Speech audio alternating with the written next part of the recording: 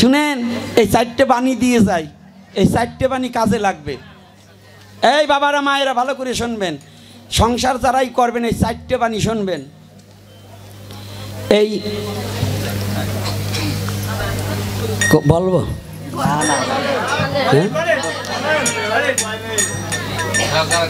কুজো ডোঙা বেবুই দিয়ে ভাই, কুজো ডোঙা চেনেন? তাল গাছ ফাড়িয়ে ডোঙা করে, ওটাকে ডোঙা বলে। একটু বাঁকা যদি হয়, কুজো মানে বাঁকা। আচ্ছা, ওইটা যদি নদীতে কিংবা কোনো আপনাদের এদিকে কি বলে বাওর ঠাওরে বাইতে যান, তো দেখবেন ঘা মারবেন একদিকে চলে যাবে আর একদিকে। আচ্ছা, ওই কুজো ডোঙা বাইয়ে কোনো শান্তি আছে বাবা? ও মা আছে। আচ্ছা, তো এইখানে মহাজন বললেন কুজো ডোঙা বেবু দিয়ে ভাই, যার ভাই একটা বোধ ছাড়া, ছোটো ভাই বোধ ছাড়া বড় ভাই ভালো টুকে আনি। ওই ছোটো ভাই ডাক দিয়ে কয়, ওই কারপুজারি হয়েছে বাবা, যাইস ভাই যাইস নে রাস্তায়। ওই দাদা বলছে যাইস নে, ওর সবার আগে যে দাঁড়াই দিচ্ছে। এরকম বেবু দিয়ে ভাই আছে না? এই কথা বললেন তো। এখন 4টে কথা ভালো করে শুনবেন। কুজো ডোঙা বেবুই দে ভাই, দরজাল মাইয়ে ছেলে আর লাথিনে গাই, এই 4টের একটাও যার সংসার আছে তার কোনো শান্তি নাই।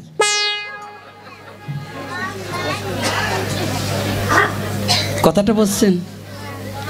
মানে কুজো ডোঙা মানে বাঁকা ডোঙা, আর বেবুই দে ভাই যার বোধগম্য কম, আর দরজাল মেয়ে ছেলে লাথিনে গাই। গাইতে 20 কেজি দুধ হয়, যদি লাথি মারে বাবা দাম আছে। দোকানও সব হয়ে গেছে, দহন করা হয়ে গেছে, ফট করে পা একটা ওই বালতির ভিতর ফেলিয়ে দিচ্ছে, কাজ হয়ে গেছে না? আচ্ছা, সংসার খুব টাকা ইনকাম ভালো, ছেলে দেখতে ভালো, স্বভাব ভালো, সব দিক দিয়ে ভালো, টাকা ইনকাম করে, কিন্তু ওই ঘরের মধ্যে শাকসুন্নি টেপালে, মানে দরজাল মেয়ে ছেলে। তা যখন দেখবেন বিদেশ থেকে কিংবা কাজ ইনকাম করে যখন টাকা নিয়ে আসলো, ওই দরজাল মেয়ে ছেলে এমন একটা অবস্থা তৈরি করে দিল, ও যা আশা নিয়ে বাড়ি আসছিল যে সবাইকে নিয়ে একটু বাজারঘাট করে খাবো, ভালো মন্দ কথা বলবো, ওই মেয়ে ছেলে এমন এক গন্ডগোল বাধাইয়ে দিল, ওই পরের দিনকেই কেন সব থুয়েও চলে গেল। কি আছে কিনা মা? আপনারা ওই রকম না, আপনারা খুব ভালো। আর 2-এটা যদি এর মধ্যে থাকে, ভাবে যে গোসাই কি আমাকে বাড়ি গেছিল নাকি? তো এইবার দেখুন করছি বর্ণনা, ভালো করে শুনবেন। ওমা, এই যদি নারীরা কোনো বায়না ধরে, এই স্বামী কি না মাইনে পারে? বলো মা, তোমরা জানলা কি করে? তোমরা কি সংসার 2-4টে করছো নাকি? এই কয়টা কয় না, যে কটায় সংসার করে তাদের কাছে বলবা। আমি তাদের কাছে বলি, শুনুন, এইবার করছে কি, পার্বতী ধরেছে বায়না, যোগ কথা না বললেই হয় না। শিব ঠাকুর বলছে দেখো কথা সবার কাছে বলা যাবে না, কয় আমার কাছেও বলা যাবে না, আমি তোমার বউ, আমি ছাড়া আছে কি আর কেউ? বিবাহিত ছেলে পেলের বউ ছাড়া কিন্তু আর মা বাবাও ভালো না, কি তাই না? এই তোমরা কিছু কইও না।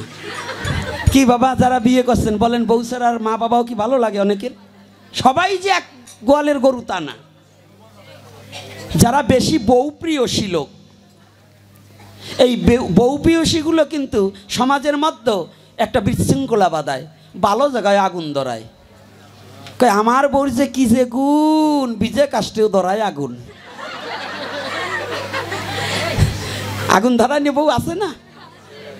সংসারে সবাই ভালো আছে, একটা ঢুকার সাথে সাথেই ছন্ন ছড়া হয়ে গেছে, 4 ভাগ হয়ে গেছে। এইরকম মাল যদি তুই সেইখানে থাকে। এইবার পার্বতী করেছে বায়না, যোগ কথা না শুনলে কিন্তু হয় না। কি শুনবো? যোগ কথা। শিব ঠাকুর বারে বারে কয় তোমার কাছে কওয়ার কায়দা নাই, তুমি শুনে হজম করতে পারবা না। এইবার এমন নাসর বান্দা, যোগ তত্ত্ব না শুনলেই নইছে কান্দা। পার্বতী কাঁদছে, শিব ঠাকুর মনে মনে বলছে কহদি এই বউর কান্না কি করিয়ে থামাই। তো যখন বউর কান্না থামাইতে গেছে, বলছে তাহলে একটা কথা আছে, বলছে কি, চলো এই লুকালয়ে নয়, গভীর জঙ্গলের মাঝে দুজনে বসে নিরলে, তুমি আর আমি দুজনে এই যোগ কথা বলবো, আর কেউ যেন থাকে না। ভালো করে শুনবেন। চলে গেলেন দুজনে মিলে, বসলেন এক গাছের তলে। এইবার শিব ঠাকুর বলে যে এখানে কোনো পশু পাখি থাকলেও চলবে না, এমন গুজ্জ হইতে গুজ্জাতীত কথা, গুপ্ত কথা, ইহা যেন আনে জানে না। আনে জানলে রসভঙ্গ হইবে। আন কারা? যেমন কৃষ্ণ কথায় এই কৃষ্ণ নাম করে, একজন আর একজনকে গলা জড়িয়ে ধরে কাঁদে, আর কিছু ফাজিলে মার্কা লোক আছে, ওরা পাশে বসে কিট কিট করে হাসে। আছে না? হাসে কি না? একটা বাচ্চা ছেলে যদিও সুন্দর, এই যে যুবক ছেলের মতো সবার মন্তর এক না, এর মধ্যে এমন কোন একটা শুদ্ধ ভক্ত আছে, বাচ্চা, দেহটা বাচ্চা, কিন্তু ওর আত্মাটা ভগবানের চরণে অনেক আগেই নিবেদন হয়ে গেছে। ওই বাচ্চাটা যদি ওই ভগবানের ভক্ত বৃদ্ধ লোকের চরণ ধরে একটু কান্না করে, যদি একজন ভক্তকে প্রণাম করে, পাশের আর এক বান্দরে ও কিটকিটে হাসে, ওরে ভারী ভক্ত হয়ে গেছিস দি তুই, এরকম বলে না? কারণ ও বলছে কেন? ও যে ভগবানের ভজন করে না, ওর মধ্যে সেই প্রেম, ভালোবাসা, ভক্তির উদয় হয়নি, তাই ও ভক্তকে দেখে উপহাস করে নাকি? তো এখন আনের কাছে বলা যাবে না কৃষ্ণ কথা। কার কাছে? শ্রীমদ্ ভগবদ গীতায় বলছেন অর্জুনকে উপলক্ষ করিয়া, যে আমার কথা শুনতে অশ্রদ্ধা, শ্রদ্ধার সহিত শ্রবণ করিবে না, তাহার কাছে আমার তত্ত্ব কখনো বলিবে। বলবে না? বলবে না? কি হবে? বলবে না? বলবে না? ও মা, এখন আমার দেখার কাম নাই, পরে দেখে নে, যাবার সময় দেখে নে, পরাণ বইরে তোমার ছেলেরে, এখন একটু শোনো, কথা বইল না। ছেলের মুখ না দেখলে তো একটু কষ্ট হয়, বুঝি, কি করবো, জায়গা তো আমার ছোট মা, এই প্ল্যাটফর্মটা তো আমার ছোট, আপনাদের চরণ রাখার মতো জায়গা আমার নাই, তাই কৃপা করে একটু ধৈর্য সহকারে শুনুন। তো এইবার দেখুন করি বর্ণনা, শিব ঠাকুর করতালি দিয়েছে যেন পশু পাখি উড়িয়ে চলে যায়। এই যে প্রণাম করবার আগে করতালি দিয়ে হাত উত্তোলন করে প্রণাম করতে হয়। কেন? নারীরা হাত কিন্তু এতটুকু তুলবে, যে মায়েরা কিন্তু এরকম করবে না। মায়েরা কতটুকু মনে আছে? মায়েদের হাত কতটুকু তুলবে? রাধে, এতটুকু। আর বাবারা কোন ভাবে? হেমদণ্ড। হেম মানে স্বর্ণ, দণ্ড মানে লাঠি। একেবারে হাতটা, ওই যে কিছু কিছু জমিদাররা আছে কি জানেন, একটু শিক্ষিত, ভাবে যে আমি যদি হাত তুলি কেমন হয়, হাত তোলা দরকার নেই, ওরা আবার তুলবারও চায়, ওই যে করা কথা বলি সেই সময় তুলবার চায়, আবার এরকম করে। মানে ওরা তো মহিলা করতে এইটুক, পুরুষের হচ্ছে এইটুক, আর যারা এই যে এইটুক করে ওরা কোন দলের? পুরুষ হয়ে যারা এইটুক করে ওরা কোন দলের? নারীও না পুরুষও না, তাহলে ওইটা কি বলে? হ্যাঁ, ওই যে আমার বাবা বলছে নপুংসক। আরে বাংলায় বলো, কি বলে? হিজড়া। এইবার বুঝবা। এরপরে যদি কোনো জায়গায় যাও না, যদি এইরকম করো না, ওই দলে পড়বা। মনে থাকবে তো? মায়েরা করবে এতটুকু, আর বাবারা এই একেবারে লাঠির মতো উদ্দণ্ড, বাহু দুটি পুষারিয়া মহাপ্রভু সেটা দেখিয়ে দিয়েছে। অনন্ত জীবকে বললেন, হে জগৎ জীব, সমস্ত লীলা শুধু স্মরণের, আর মহাপ্রভু লীলা স্মরণের আবার কিছু করণের। মহাপ্রভু লীলা স্মরণও আবার কিছু করণও। মহাপ্রভু কীর্তন করছে, তুমিও করবে। মহাপ্রভু দণ্ড নৃত্য করেছে, তুমিও করবে। মহাপ্রভু হাত উত্তোলন করেছে, তুমিও করবে। হ্যাঁ, বুঝতে পেরেছে? এটা সনাতন ধর্ম, এটা ফাজলামি নয়। এইবার শিব ঠাকুর করতালি দিয়েছে। আমাদেরও প্রণাম করার আগে করতালি দিতে হবে। কেন করতালি দিতে হবে? যেন আমার কাল রূপ পাখি যেন আমার মধ্যে অহংকার রূপ বিষটা পরিত্যাগ না করতে পারে। করতালি দিয়ে কালরূপী পাখিটাকে তাড়িয়ে দিয়ে হাত উত্তোলন করে বলতে হবে, হে গোবিন্দ, আজ হতে আমি তোমার চরণে শরণাপন্ন হলাম।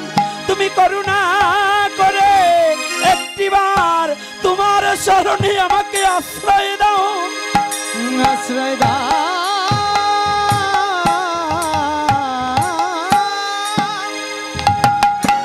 মনে থাকবে তো? তাই শিব ঠাকুর আজকে বলছে পাখিতেও যেন না দেখে, করতালি দিয়েছে, কিন্তু সব পাখি চলে গেছে। সুখ নামক যে পাখি,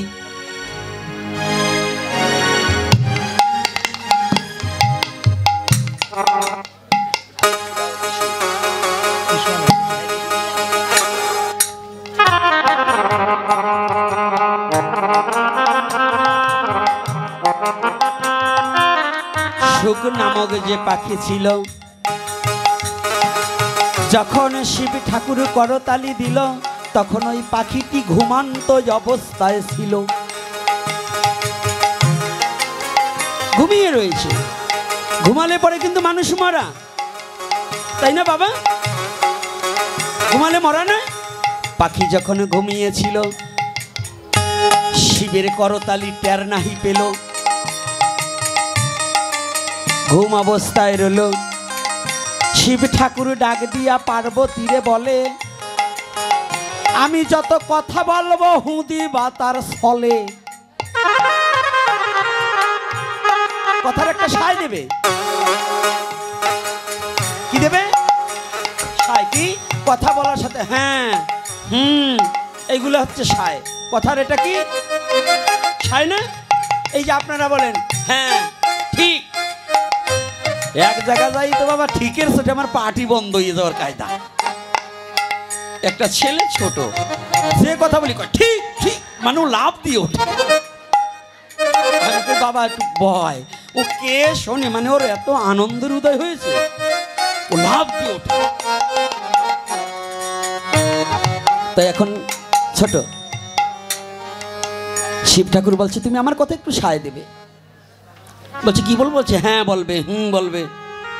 তো হঠাৎ করে সুখ পাখির ঘুম ভেঙে গেছে। এইদিকে শিব ঠাকুর আমার যোগ কথা আরম্ভ করেছে, কিন্তু যোগ কথা আরম্ভ করিতে করিতে ওদিকে সুখের ঘুম ভেঙে গেছে, আর দুর্গা দেবী বলছে। তো দুর্গা দেবী নারী জাতি কিন্তু অনেক সময়, এই যে মা কষ্ট পাবেন না তো, রাধে রাধে, কেউ কষ্ট পাবেন না। বলেন তো অভিমন্যুর মৃত্যুর কারণ কি? রাধে রাধে, অভিমন্যুর মৃত্যুর কারণ কি? মা ঘুমিয়ে পড়েছিল, তাই তো? এজন্য তো। তাহলে বুঝবেন নারী জাতি কিন্তু হরিকথা এবং বেশিরভাগ ভালো কাজের সময় নারীর অলসতা আসে বেশি। আর ওই পুরুষের যাদের ঘুম আসবে বুঝবে আগের জন্মে নারী ছিল, এই জন্মে মরিয়ে পুরুষ হইল, তাই ওই স্বভাব যায় নাই। কথাটা বুঝতে পারছেন? তো এইবার ভালো করে বুঝুন, যখন দিচ্ছে আর এদিকে শিব ঠাকুর চোখ বন্ধ করে, এই যে চর্মচোখে কখন ওই রূপ দর্শন করা যায় না, দিব্য দৃষ্টির প্রয়োজন এবং জ্ঞান চক্ষুর দ্বারা। তাই চর্মচক্ষু যখন শিব ঠাকুর বন্ধ করে দিল, দিব্য দৃষ্টি যখন খুলে গেল, ওই লীলা দর্শন করে আর যোগতত্ত্ব বা ভগবতীর কাছে বলে। যখন এই ভগবতীর কাছে বলছে আর ভগবতী শিব ঠাকুর বলছে একটা হ্যাঁ, কিন্তু বলতে বলতে পার্বতীর ঘুম এসে গেছে। পার্বতী শিব ঠাকুরের উরুর উপরে মাথা দিয়ে ঘুমিয়ে পড়েছে। আজকে ঘুমাবার পারিনি, আমার কানের কাছে ওটা নাক ডাকছে, বলবো না, ওই অবস্থা হয়েছে।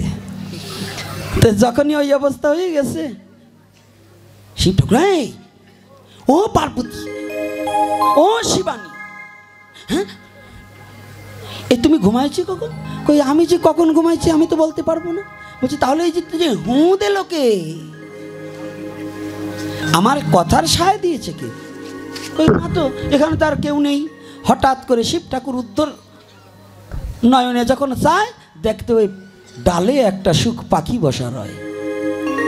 শিব ঠাকুর করছে চিন্তা যে যদি এই পাখি দিয়ে সবাইরে বলে দেয়, তাই তো যোগতত্ত্ব ফ্লাশ হয়ে যাবে, প্রকাশ হয়ে যাবে, তো ক্ষতি হয়ে যাবে, অভক্তের পাত্রে পড়বে। তাহলে এইটা কি করা যায়? এদিকে আবার কৃষ্ণদ্বৈপায়ন বেদব্যাস বহুদিন হইতে সাধনা করিতেছে।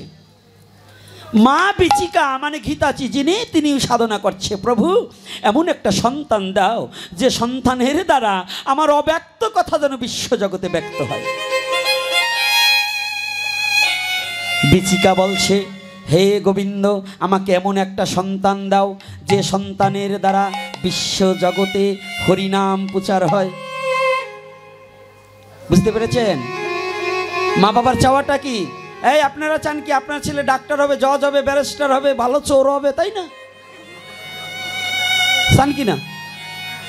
মানে বড় অফিসার হওয়া মানেই তো এখন বর্তমান চোর হওয়া।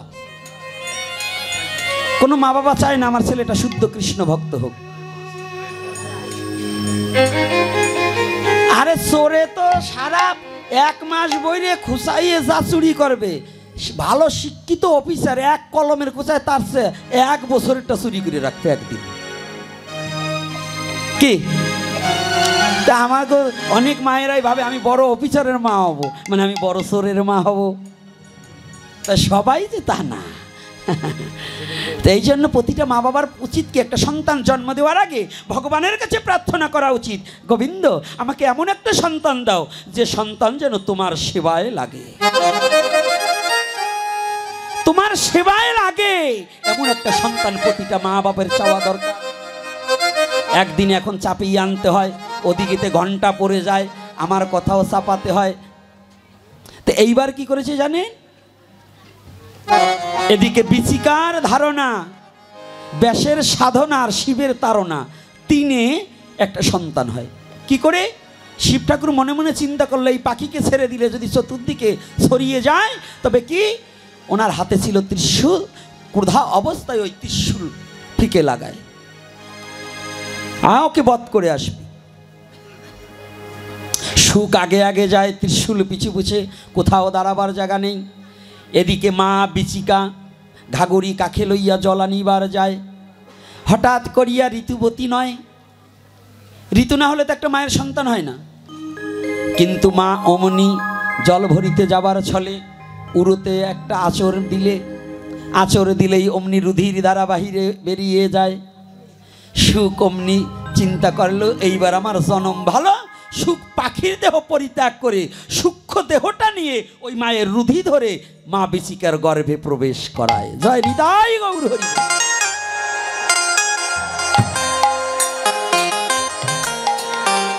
যখন গর্ভে প্রবেশ করলো মা কিন্তু কয়েকদিন পরে বুঝতে পেরল। এদিকে শিবের ত্রিশূল মনে মনে চিন্তা করলেন, ঠাকুর তো আমাকে সুখকে বধ করবার বলছে, কিন্তু কোনো রমণীকই তো নয়, আমি ওর গর্ভে তো যাওয়ার অধিকার আমার নেই। পাখির দেহটা তো পরিত্যাগ করে গেল, সূক্ষ্ম দেহটা, আত্মার দেহটা নিয়ে গর্ভে প্রবেশ করল। এদিকে কিছুদিন গত হয়ে যায়, গীতাচি কিংবা বিচিকা ব্যাসদেবকে ডাক দিয়া কয়, কি বলছে? হে স্বামী প্রাণপতি, তোমার চরণে আমার মতি, আটকা সুসংবাদ রয়, তুমি যেন বিশ্বজগতে বাবা হবে, এই আনন্দ সংবাদ রয়। তুমি বাবা হবে, আমি সন্তান সম্ভব। হঠাৎ করে ব্যাসদেব তখন দুটি নয়নের জলে ভাসে, প্রভু অনেক দিন পরে আমাকে আজকে একটা সন্তান দিলে। ব্যাসদেব এইবার মনে মনে চিন্তা করে, আমার পিতা হয়ে কি করণীয়। সংক্ষিপ্ত করে দিচ্ছি, এই আলোচনাটা 3 দিন আলোচনা করলেও শেষ হবে না। শেষ হবে? ভগবানের কথা কি শেষ হয়?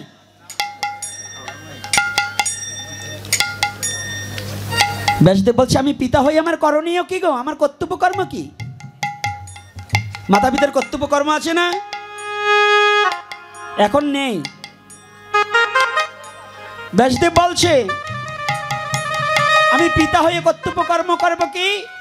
আসো আমার এই, আমি যে সারা জীবন ভরে ভগবানের লীলা কথা লিখেছি, এই ভাগবতীয় কথা, আমি পিতা হয়ে তোমাকে শ্রবণ করাবো।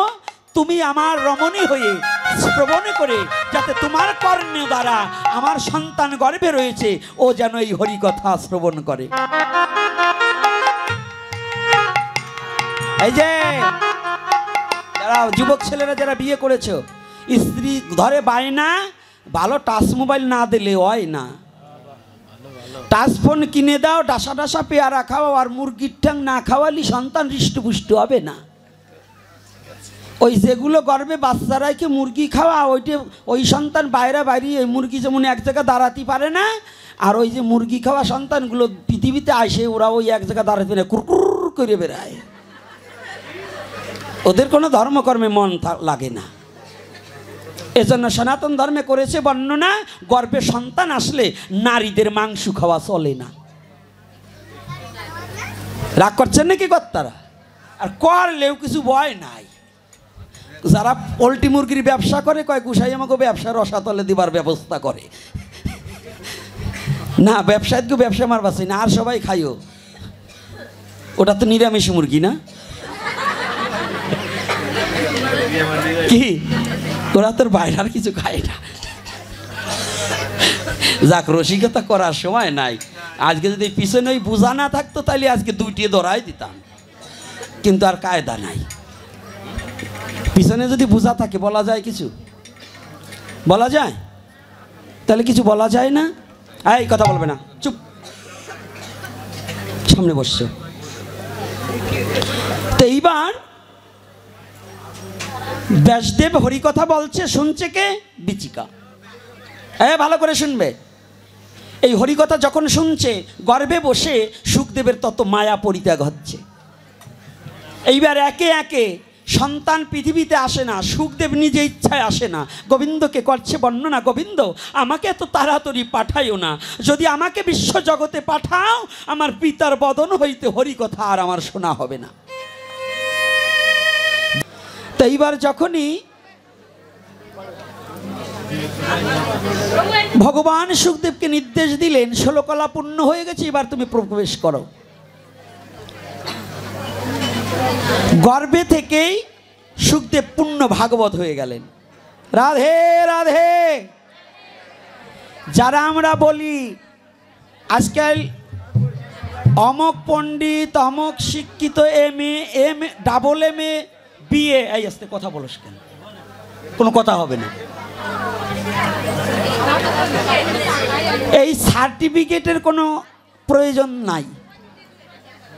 শ্রীল সুখদেব গোস্বামী কোন ভার্সিটিতে লেখাপড়া করছিল? করেছে? কোনো পাঠশালায় গিয়েছে? বাবা গিয়েছে? সুখদেব গোস্বামী কোনো পাঠশালায় যায়নি।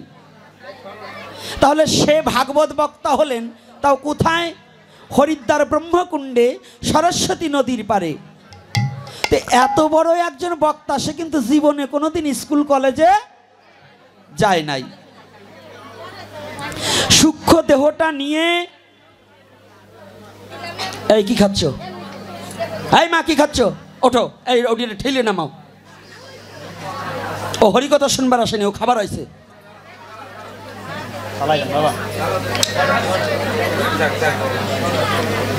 না, যত সময় আমি স্টেজে থাকবো একজনও ছাগলের মতো মুখ লড়াতে পারবে না। ছাগলের স্বভাব যতদিন পর্যন্ত যাবে না, তারা কৃষ্ণ কথা শুনবে না। তাদের জীবনে কৃষ্ণ কথা শুনে কোনো লাভ নাই। হরিকথার চেয়ে যাদের পান বিড়ি সিগারেট যাদের গড়িয়সী হয়ে যায়, তারা আসবি কেন?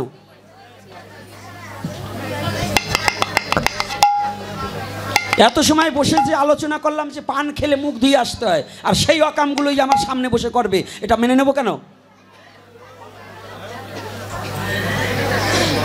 তাহলে শুনুন, এই বিশ্ব জগতের মাঝে একমাত্র মায়া ত্যাগ করতে হলে হরিকথা শ্রবণ করতে হবে। আর সনাতন ধর্মে করেছে বর্ণনা, সন্তান গর্ভে আসলে প্রতিটা মা বাবার প্রয়োজন, হরিকথা ছাড়া আন কথা শ্রবণ করা যাবে না। এই মায়েরা বাবারা ভালো করে শুনুন, যারা এই যে বুড়ো হয়ে গেছে, ওকে গাছেও ধরবে না, তলায়ও পড়বে না, ও কটা নিয়ে আমার চিন্তা ভাবনা নাই। কিন্তু যারা বিয়ে করছো, বাচ্চা কাচ্চা হবে, যারা করো নাই করবা, তাদের জন্য কথা। যা ভুল হয়ে গেছে ওটা নিয়ে আমার কোনো কথা নাই, যা সামনে আছে তাই নিয়ে কথা। প্রতিটা সন্তান সম্ভব হলে নারীকে কোনোদিন মাংস খেতে দেবে না, মাংস পরিত্যাগ করবে। প্রতিদিন অন্তত গীতার 2টো শ্লোক হলে ওই নারীকে শ্রবণ করাবে। আর যদি শিক্ষিত নারী হয় ওই নারী প্রতিদিন 1 অধ্যায় করে গীতা অধ্যয়ন করবে। কথাটা বোঝা গেছে? বাবা যদি শিক্ষিত হয় বাবা অধ্যয়ন করবে, মা বসে বসে শ্রবণ করবে। আর স্বাদ ভক্ষণের সময় মাছ টাছ দিয়ে স্বাদ ভক্ষণ করা যাবে না। এই কি হচ্ছে কথা শোনো, এখানে কেন আসছো? মাথার ঢাকা।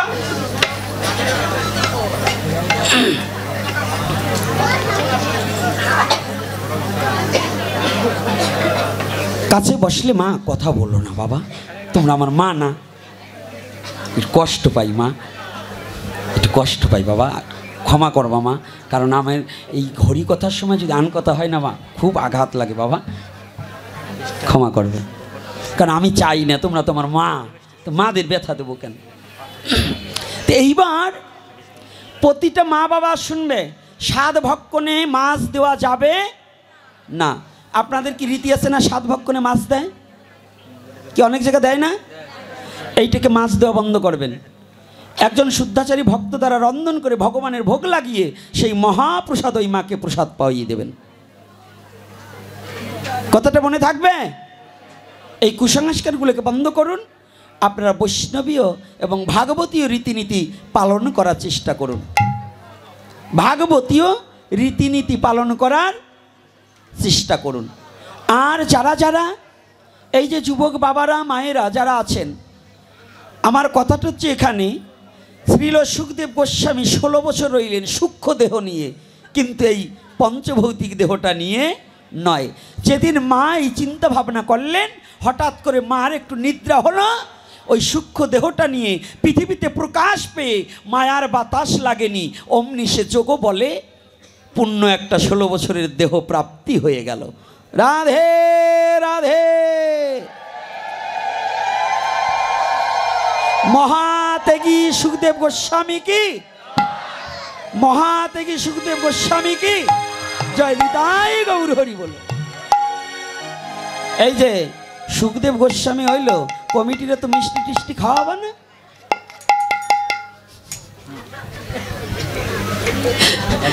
ওরা জিব্বা কামড় দিচ্ছে, মনে নাই তাই বাবা? যাক, এবার ভুলে গেলে আগামীতে মনে করো। হ্যাঁ আচ্ছা, ওরা ভুলে গেছে, সরি বলছে, আগামীতে আপনাদের মিষ্টি খাওয়াবে, চিন্তা নাই। তো এইবার দেখুন যে কথাটা বলছি, তাহলে সূক্ষ্ম দেহ নিয়ে 16 বছর নয় 32 বছরও গর্ভে থাকা যায় কি না? তাহলে সনাতন ধর্ম সত্য না মিথ্যা? সনাতন ধর্মে কি কোনো গল্পের ধর্ম? সনাতন ধর্ম বাস্তব ধর্ম।